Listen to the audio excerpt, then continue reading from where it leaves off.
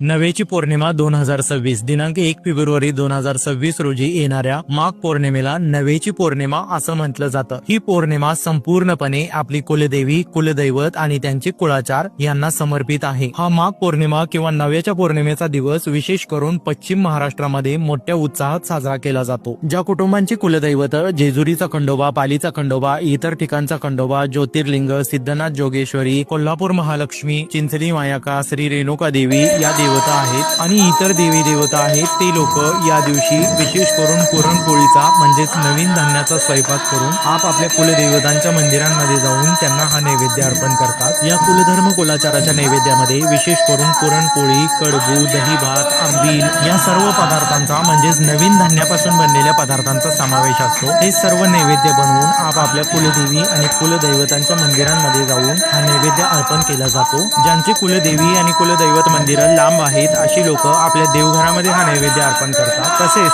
ज्या लोकांचा काही कारणानिमित्त वर्षभर कुलधर्म किंवा कुलाचार थांबलेला असतो किंवा केलेला नसतो अशी लोक या माघ पौर्णिमा किंवा नव्याच्या पौर्णिमे दिवशी आपला वर्षभर थांबलेला किंवा राहिलेला कुलधर्म कुलाचार पूर्ण करून घेतात। या दिवशी शेतामध्ये पिकलेल्या नवीन धान्याच्या मोठीच्या आकाराच्या पेंड्या आणून आपल्या दरवाजावरती बांधल्या जातात। तसेच नवीन धान्याच्या कणसापासून बनलेले तोरण आपल्या कुलदेवी, कुलदैवत आणि ग्रामदैवत यांच्या मंदिरांमध्ये नेऊन बांधलं जातं। महाराष्ट्राच्या विविध भागांमध्ये हा नव्याच्या पौर्णिमेचा म्हणजेच माघ पौर्णिमेचा सण हा आपापल्या पिढ्यांनुसार चालत आलेल्या विविध परंपरा आणि पद्धतींनुसार मोठ्या उत्साहामध्ये साजरा केला जातो।